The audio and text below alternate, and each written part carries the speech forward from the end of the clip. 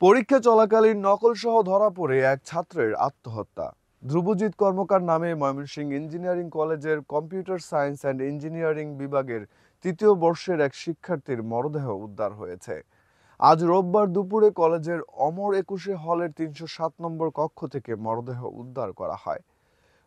Mymensingh engineering কলেজের অধ্যক্ষ প্রকৌশলী প্রফেসর ডক্টর মিজানুর রহমান শিক্ষার্থীর মরদেহ উদ্ধারের তথ্য নিশ্চিত করেছেন। তিনি বলেন, রোববার পরীক্ষা চলাকালীন ধ্রুবজিৎ নকলসহ ধরা পড়ে। কর্তব্যরত শিক্ষকরা তাৎক্ষণিকভাবে তার খাতা নিয়ে হল থেকে তাকে বের করে দেন।